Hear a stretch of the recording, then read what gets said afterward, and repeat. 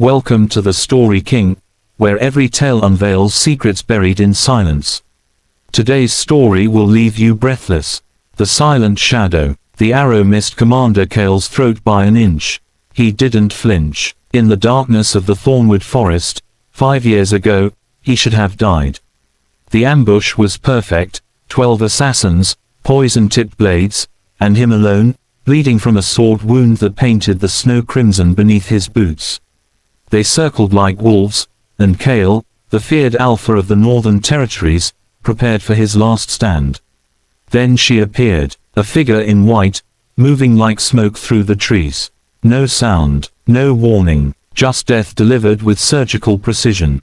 The assassins fell one by one, their screams swallowed by the winter wind. Cale remembered trying to focus through the blood loss, catching only glimpses, a flash of silver hair, eyes that gleamed like moonlight, movements too fast to be human. They called her the Ghost Wolf, the phantom who killed without mercy and vanished without trace. She saved him that night, pressed something against his wound to stop the bleeding, and disappeared before he could even see her face clearly. Cale had spent 5 years searching for her, 5 years chasing shadows and rumors. The Ghost Wolf was a legend, a myth, an assassin so deadly that kings whispered her name in fear. And now, on this humid summer morning, she stood in his estate's servants' quarters, disguised as a mute girl seeking employment. He had no idea. Her name is Sarah, my lord, his steward announced, presenting the application. She cannot speak, but comes highly recommended for household work. References from 3 merchant families in the lower districts. Cale barely glanced up from his war maps. Can she clean? Yes, my lord. Then hire her. I don't have time for trivial matters. The steward bowed and left. Cale returned to his strategic planning, unaware that destiny had just walked through his door wearing a servant's plain grey dress. Sarah moved through the commander's mansion like a ghost, appropriate, given her reputation. Her real name was Vera, the Ghost Wolf, the most wanted assassin in 5 kingdoms.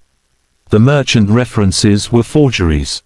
The mute act was survival. 3 months ago, her handler betrayed her, sold her identity to the Obsidian Court, and now every killer in the realm hunted her head. She needed to disappear completely, and what better hiding place than the household of the man she'd saved 5 years ago? The man who'd been hunting her ever since. Irony had a cruel sense of humor. Cale would never recognize her.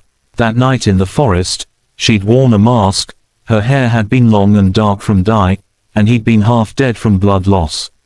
Now she kept her natural silver-white hair hidden under a brown scarf, wore colored lenses to darken her distinctive pale eyes, and maintained the persona of a timid, voiceless servant. It was perfect, until it wasn't. The first crack in her disguise came 3 weeks into her employment. Cale worked late in his study, reviewing intelligence reports about border skirmishes. Sarah brought him tea as instructed, setting the tray down silently. She turned to leave when his voice stopped her. Wait, she froze, heart hammering. Had he recognized her? Come here, he commanded, not looking up from his papers. Sarah approached slowly, keeping her eyes downcast as a proper servant should. Cale rubbed his temples, exhaustion evident in every line of his face. He was handsome in a hard, dangerous way, sharp features, dark hair touched with premature silver at the temples, a scar along his jaw from some long ago battle. The kind of man who carried death in his shadow. You're different from the others, he said quietly. The other servants chatter constantly. There's something peaceful about silence, isn't there? She nodded, not trusting herself to respond even if she could. I find myself looking forward to the moments when you bring my tea. Is that strange? He finally looked up at her, and his storm gray eyes were surprisingly gentle. You don't have to answer. I know you can't, but she could. She'd lied about being mute, and standing this close to him, seeing the loneliness behind his powerful exterior, she felt something twist in her chest. Guilt, attraction, both. Sarah bowed and retreated quickly, her hands trembling as she closed the study door behind her. This was dangerous. She couldn't afford to feel anything. The second crack came when assassins breached the estate. It happened at midnight. Sarah was returning to the servants' quarters when she heard the window break in Cale's chambers. 3 floors up, too high for normal men, but these weren't normal men. These were Obsidian Court killers, and they'd come for Cale to draw her out. They knew she was here. Sarah's mind raced. She could run, should run, let them kill Cale, and the Obsidian Court would never connect her to a dead servant girl. She could vanish into the night, find another hiding place, another identity. Her feet carried her toward his chambers instead. She moved with the speed and silence that had earned her legend, taking the servants' stairs 3 at a time. The first assassin died before he cleared the window, her stolen kitchen knife buried in his throat. The second turned just in time to see her coming. His eyes widened in recognition before she ended him. The third was better, blocking her strike and countering with a blade aimed at her heart. They fought in complete silence, a deadly dance in the moonlit bedroom. Sarah was faster, more skilled, but she was also trying not to wake Cale sleeping 10 feet away. She couldn't let him see her like this. The assassin's blade nicked her shoulder, drawing blood. She hissed soundlessly and retaliated with a combination that would have killed any normal fighter. This one barely dodged, and she realized with cold dread that he was Obsidian Court elite. The ghost wolf, he whispered, grinning. Our mistress sends her regards. Sarah's knife found his heart before he could finish. He fell, and she caught his body, lowering it silently to the floor. Stop. Cale's voice was cold and sharp as winter steel. He stood beside his bed in sleeping clothes, sword in hand, staring at her with dawning recognition. That technique, that speed, his eyes narrowed. I've only seen one person move like that. Sarah stood frozen among the bodies of 3 dead assassins, blood dripping from her knife, her servant's disguise utterly destroyed. The brown scarf had come loose, revealing strands of silver-white hair. One contact lens had fallen out, leaving one eye its natural pale gray. You, Cale breathed. The ghost wolf. You've been here all along.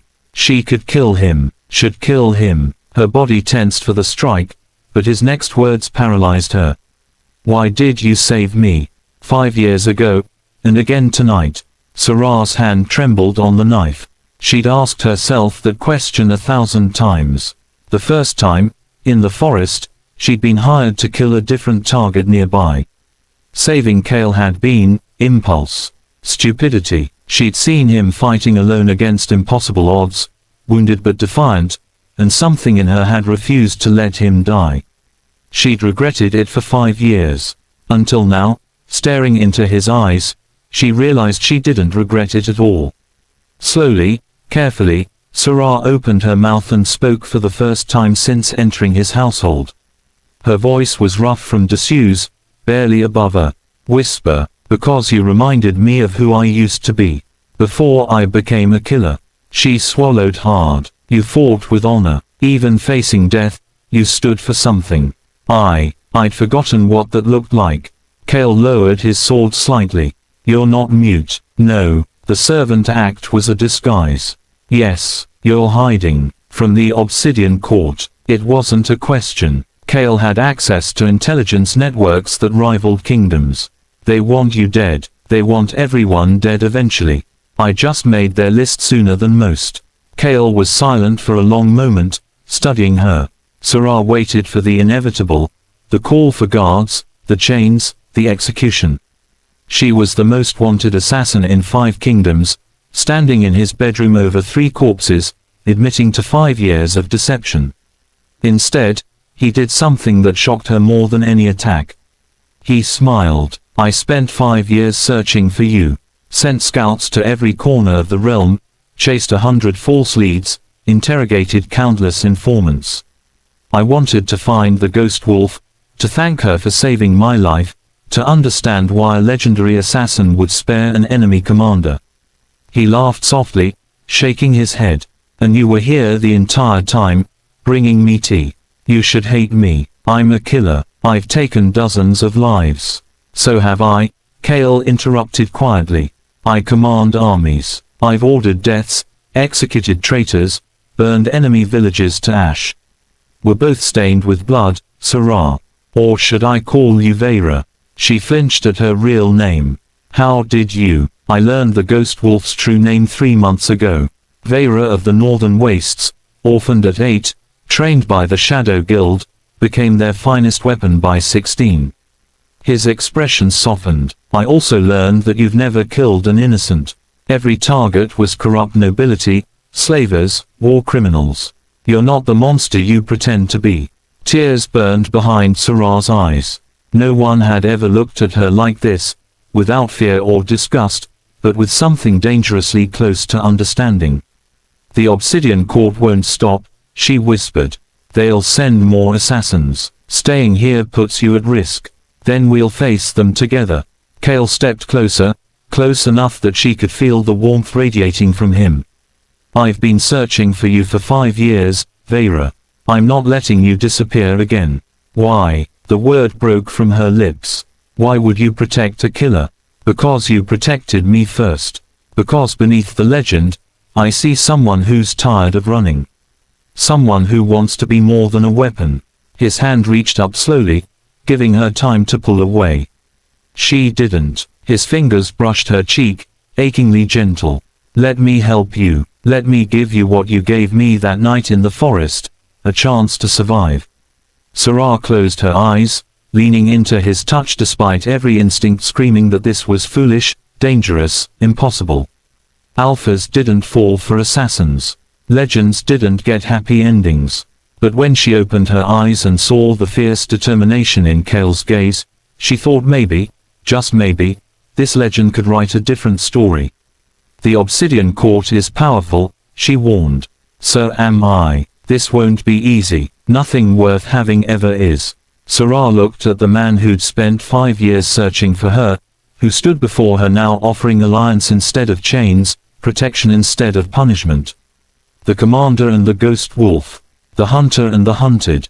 She took his hand and let herself hope. Then I suppose we have a war to plan, she said softly.